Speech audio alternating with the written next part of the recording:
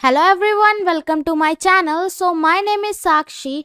तो आज के इस वीडियो में हम स्टार्ट करने जा रहे हैं क्लास 9th के साइंस का बहुत ही ज़्यादा important chapter, that is atoms and molecules. ठीक है, तो ये चैप्टर जो है ये बहुत ही ज़्यादा इजी है एंड ये बहुत ज़्यादा इंटरेस्टिंग चैप्टर है। ठीक है, तो इसमें हमें बेसिक 9th क्लास है तो इसलिए हमें बहुत ज़्यादा बेसिक बताया जाएगा। इसमें एटम्स एंड मॉलिक्यूल्स के बारे में, एटॉमिक नंबर क्या होता है, एटॉमिक मास क्या होता है, एंड ये सब हमें बेसिक बताया जाएगा इस चैप्टर में। ठीक है, तो ये चैप्टर आज से हम स्टार्ट करेंगे। मैं वन बाय वन टॉपिक आपको हर वीडियो लेक्चर में करवाया करूँगी। तो आज का हमारा टॉपिक है लॉ ऑफ केमिकल कॉम्बिनेशन। ठीक है, तो ये हमारी एनसीईआरटी बुक का फर्स्ट टॉपिक है इस चैप्टर का।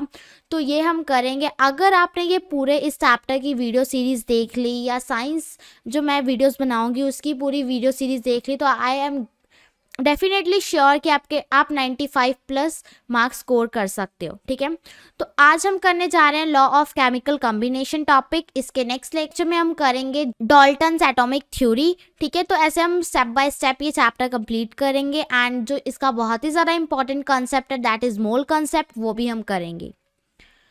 सो स्टार्ट करते हैं हमारा लॉ ऑफ केमिकल कॉम्बिनेशन।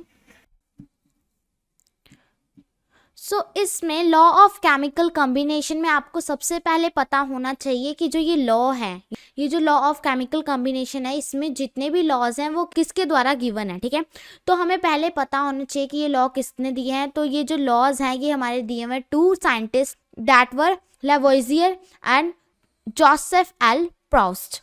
ठीक है, तो ये दो साइंटिस्ट हैं जिन्होंने हमें लॉ ऑफ केमिकल कॉम्बिनेशन के लॉज दिए हैं। तो अब देख लेते हैं कि ये जो लॉ है ये हमारे लिए क्यों हेल्पफुल है या ये क्या हमें समझाता है। So these laws tells a lot about chemical reaction. ठीक है, तो ये जो लॉज ऑफ केमिकल कॉम्बिनेशन है ये हमें बहुत कुछ बताता है। किसके बारे में? केमिकल रिएक्शन के बारे में। ठीक है, कि केमिकल रिएक्शन जो है उसको सेटिस्फाई करने के लिए हमारे पास कौन कौन से रूल्स हैं ये हमें बताता है लॉ ऑफ केमिकल कॉम्बिनेशन। तो अब ये लॉज पढ़ने से पहले सबसे पहले हम देख लेते हैं कि केमिकल रिएक्शन क्या होता है। ठीक है, कि केमिकल रिएक्शन होता क्या है।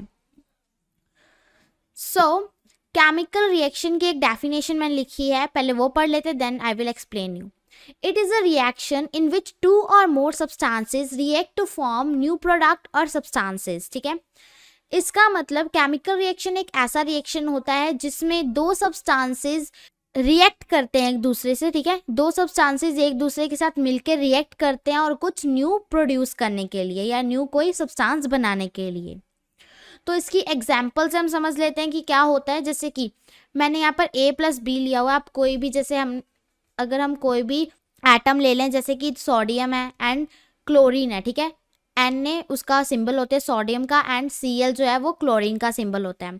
तो जैसे अगर हम ये ले लें तो ये क्या फॉर्म करता है? NaCl फॉर्म करता है। ठीक है, ये सोडियम क्लोराइड फॉर्म करता है। ऐसे ही दो एटम अगर मिलकर कोई नवा सब्सटेंस बनाते हैं उसको हम कहते हैं केमिकल रिएक्शन। ठीक है, और जिसमें जो ये जो सब्सटेंसेस हैं जो ये रिएक्ट हो रहे हैं इनको बोलते हैं रिएक्टेंट्स, एंड जो एंड में हमारे पास प्रोडक्ट आता है उसको बोलते हैं प्रोडक्ट। ठीक है, जैसे मैंने यहाँ पर लिखा है A+B, सपोज ये हमारा सोडियम एंड ये B हमारा क्लोरीन है, एंड जो हमारे पास आंसर आया वो आया है NaCl that is sodium chloride. तो जो A+B होगा वो हमारा रिएक्टेंट होगा और जो सोडियम क्लोराइड होगा वो हमारा प्रोडक्ट होगा। आई होप आपको समझ आ गया होगा कि केमिकल रिएक्शन क्या होता है। बस सिंपल है कि अगर दो या दो से ज़्यादा सब्सटेंसेस एक दूसरे के साथ रिएक्ट होकर कुछ नवा प्रोडक्ट या नवा सब्सटेंस बना रहे हैं उस प्रोसेस को हम कहते हैं केमिकल रिएक्शन। अब हमें केमिकल रिएक्शन समझ आ गया है। अब हम देख लेते हैं कि जो लॉ ऑफ केमिकल कॉम्बिनेशन है वो कितने टाइप का होता है। ठीक है, तो जो लॉ ऑफ केमिकल कॉम्बिनेशन होता है वो 2 टाइप्स का होता है। एक law of conservation of mass and second one is law of constant proportion. तो ये जो दोनों लॉज हैं ये बहुत ज़्यादा इंपॉर्टेंट है। ये हमारे साइंटिस्ट लेवोइजियर एंड जोसेफ एल प्रोस्ट के द्वारा गिवन थे। वन बाय वन हम डिस्कस करने जा रहे हैं कि ये जो दोनों लॉज हैं ये क्या शो करते हैं एक केमिकल रिएक्शन के बारे में और ये क्या इनकी प्रॉपर्टीज़ हैं। ठीक है, ये पढ़ेंगे। तो फर्स्ट आता है हमारा law of conservation of mass.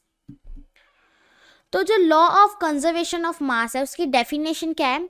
Matter can neither be created nor be destroyed in a chemical reaction. इसका मतलब कि जो मैटर है या कोई भी सब्सटेंस है वो ना ही हम बना सकते हैं और ना ही उसको ख़त्म कर सकते हैं किसी भी केमिकल रिएक्शन में, ठीक है। अगर मैं इसको इजी वर्ड्स में बोलूँ, in a chemical reaction total mass of products is must be equal to total mass of reactants. ये जो लाइन है इसी को मैंने यहाँ पर सिंपल करके लिखा हुआ है। इसका मतलब कि अगर हमारे पास कोई भी रिएक्शन में जो रिएक्टेंट्स गिवन है, अगर हम उन दो या दो से ज़्यादा रिएक्टेंट्स, जितने भी रिएक्टेंट्स गिवन है उनको प्लस करें तो जो आंसर आता है और वो हमारे प्रोडक्ट के इक्वल होना चाहिए। फॉर एग्जाम्पल, जैसे कि हमारे पास a प्लस बी, मैंने लास्ट एग्जाम्पल ये लिया, जैसे a प्लस बी जो है वो ए बी फॉर्म कर रहा है, ठीक है। ये आपको पता चल गया ये केमिकल रिएक्शन हो रहा है। इसमें जो a है अगर मैंने बोलूँ कि वो 4 ग्राम है और जो b है वो 7 ग्राम है, तो जो एंड में हमारे पास प्रोडक्ट आएगा वो 11 ग्राम ही होना चाहिए। 11 कैसे? 4 + 7 11 होता है, ठीक है। तो जो एंड में प्रोडक्ट आएगा वो भी 11 ग्राम ही होना चाहिए। अगर 11 ग्राम के अलावा कुछ भी आया, 10, 9 या कुछ भी आया, तो वो जो हमारे पास केमिकल रिएक्शन गिवन है वो गलत होगा, ठीक है। इसका मतलब लॉ ऑफ कंजर्वेशन ऑफ मास बस ये बोलता है कि जितना मास हमारे रिएक्टेंट्स का है उतना ही मास हमारे प्रोडक्ट का होना चाहिए। इसमें ये हो सकता है जैसे 4 ग्राम मैंने ए को बोला, इसमें शायद 5 ग्राम हो ए एंड बी जो है वो ओनली 6 ग्राम ही हो, ऐसा हो सकता है। बट टोटल मास की बात की जा रही है तो टोटल मास इसका भी 11 है एंड हमारे प्रोडक्ट का भी 11 ही होना चाहिए। अगर 11 नहीं हुआ then it will not be a chemical reaction, ठीक है। तो बस ये हमारा law of conservation of mass बताता है कि कंजर्वेशन मतलब क्या होता है, आपको पता है। कंजर्वेशन मतलब कि जो चीज़ें हैं वो सेम होनी चाहिए या उनकी बचाव, ठीक है। तो लॉ ऑफ कंजर्वेशन ऑफ मास मतलब कि जितना हमारे रिएक्टेंट्स का मास है उतना ही हमारे प्रोडक्ट का मास होना चाहिए। एंड ये इसकी डेफिनेशन है, मैंने आपको सिंपल में भी समझा दिया, ठीक है। आई होप आपको फर्स्ट लॉ समझ आ गया होगा, लॉ ऑफ केमिकल कॉम्बिनेशन का first law, that is law of conservation of mass. अब हम करते हैं second law. So second law है हमारे पास law of constant proportion. Constant proportion मतलब कि एक फिक्स्ड वैल्यू, ठीक है, एक फिक्स्ड प्रोपोर्शन में, एक फिक्स्ड रेशो में। तो कोई भी चीज़ अगर हमें गिवन हो तो वो हमेशा फिक्स्ड रेशो में ही होनी चाहिए, बस इसका मतलब ये है। इसकी डेफिनेशन देखते हैं। In a pure chemical compound same elements are present in definite proportion by mass and volume. इसका मतलब कि जो हमारे पास एक केमिकल कंपाउंड है, ठीक है, केमिकल कंपाउंड या केमिकल रिएक्शन जो हमारे पास गिवन है, उसके जो एलिमेंट्स हैं, ये एलिमेंट्स, एटम, मॉलिक्यूल्स, ये सब आप थोड़े स्टेप बाय स्टेप सीखेंगे हम। पहले आप एक बेसिक समझ लो कि जो हमारे पास एलिमेंट्स गिवन होते हैं, जैसे कि हमारे पास हाइड्रोजन है वो एक एलिमेंट होता है, ठीक है। तो हाइड्रोजन, ये सब एलिमेंट्स जो हमारे पास एक केमिकल रिएक्शन में गिवन है, उनकी जो वॉल्यूम एंड जो उनका मास होता है वो हमेशा ही एक डेफिनाइट प्रोपोर्शन में होता है। ये जो लॉ है ये हमें ये बताता है कि लॉ ऑफ कांस्टेंट प्रोपोर्शन मतलब कि जो उनका वॉल्यूम एंड उनका जो मास है वो एक फिक्स्ड और एक डेफिनाइट प्रोपोर्शन में होना चाहिए। इसका मतलब कैसे, देखो, जैसे मैंने एग्जांपल लिया हुआ है CO2। CO2 मतलब कार्बन डाइऑक्साइड, आपको पता है CO2 मतलब कार्बन डाइऑक्साइड होता है, ठीक है। एंड इसका जो वॉल्यूम होता है वो 1:2 होता है, ठीक है। जैसे कि वॉल्यूम मतलब कि इसमें एटम्स कितने प्रेजेंट है, तो कार्बन का 1 एटम प्रेजेंट है और ऑक्सीजन का 2 एटम प्रेजेंट है, तो 1:2 की रेशो में है ये, ठीक है। इसका वॉल्यूम, कार्बन डाइऑक्साइड का वॉल्यूम 1:2 की फॉर्म में है। एंड इसका मास, अब देखो कार्बन का जो एटॉमिक मास होता है वो 12 होता है एंड ऑक्सीजन का एटॉमिक मास जो है वो 16 होता है। तो ये जो रेशो है ये इनकी 3:8 की फॉर्म में है। अब अगर हम किसी भी तरीके से या किसी भी मेथड से, किसी भी रिएक्शन से कार्बन डाइऑक्साइड अगर फॉर्म हो रहा है तो वो हमेशा ही उसका वॉल्यूम 1:2 में होगा एंड उसका मास 3:8 में ही होगा, ठीक है। तभी वो कार्बन डाइऑक्साइड फॉर्म होगा, अदरवाइज अगर और किसी रेशो में हुआ तो वो केमिकल कंपाउंड फॉर्म नहीं होगा, ठीक है। तो बस ये बताना चाहता, जैसे देखो अगर हम मीथेन का फॉर्मूला होता है CH4, को रिएक्ट करवाएं ऑक्सीजन के साथ, तो ये हमारे पास प्रोड्यूस होता है CO2 प्लस H2O, ठीक है। इसमें भी देखो ये भी हमारा किससे फॉर्म हुआ है, मीथेन और ऑक्सीजन से फॉर्म हुआ है CO2, पर इसका अभी भी जो वॉल्यूम है वो 1:2 है एंड इसका अभी भी जो मास है वो 3:8 में ही है। लॉ ऑफ कांस्टेंट प्रोपोर्शन मतलब बस ये होता है कि जो उसका वॉल्यूम, किसी भी कंपाउंड का वॉल्यूम और उसका मास हमेशा ही फिक्स्ड रहता है, ठीक है। जैसे कि कार्बन डाइऑक्साइड का मास 3:8 है, वैसे ही H2O का मास कितना होगा, देखो हाइड्रोजन का मास होता है 1 एंड 1 एटम का होता है हाइड्रोजन का मास 1, ठीक है। तो 2 एटम का कितना हो जाएगा 2 एंड ऑक्सीजन का 1 एटम का होता है 16, इसका मतलब कि ये होगा 1:8 की फॉर्म में।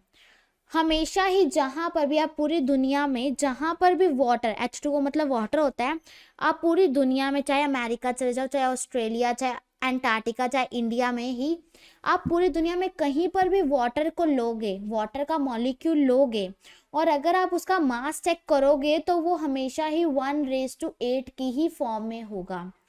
अब जो वाटर होता है वो बहुत सारे टाइप का होता है, सॉल्टी वाटर होता है, फ्रेश वाटर होता है, मेराइन वाटर होता है, बहुत सारे टाइप्स के वाटर होते हैं, पर हमेशा ही उनका जो वॉल्यूम है, उनका जो मास है वो हमेशा ही फिक्स्ड रहेगा, ठीक है।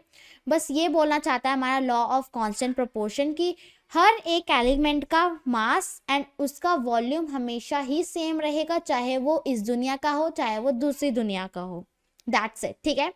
आई होप अब आपको समझ आ गए होंगे दोनों लॉ ऑफ कंजर्वेशन ऑफ मास में ये था कि जितना मास हमारे, जितना टोटल मास हमारे प्रोडक्ट का होगा उतना ही हमारा टोटल मास रिएक्टेंट्स का होगा। And law of constant proportion में था कि जो कोई भी एलिमेंट या जो कोई भी कंपाउंड या जो कोई भी मॉलिक्यूल हमें गिवन है उसका हमेशा ही वॉल्यूम एंड मास सेम रहेगा, चाहे वो कहीं का भी हो, चाहे वो ऑस्ट्रेलिया, इंडिया, अमेरिका, चाइना, कहीं से भी आया हो, उसका हमेशा ही वॉल्यूम एंड मास सेम रहेगा। तो ये थे हमारे law of chemical combination. I hope आपको समझ आ गया होगा और अगर अच्छी तरह क्लियर हुआ है तो प्लीज़ इसको बहुत ज़्यादा शेयर करिए ताकि आपके फ्रेंड्स को भी अच्छी तरह समझ आ पाए, वो भी इस वीडियो के बेनिफिट्स ले सकें। एंड इसके नेक्स्ट लेक्चर में हम करेंगे डाल्टन्स एटॉमिक थ्योरी। तो ये आप पूरी सीरीज देखिएगा एटम्स एंड मॉलिक्यूल्स चैप्टर की। Thanks for watching.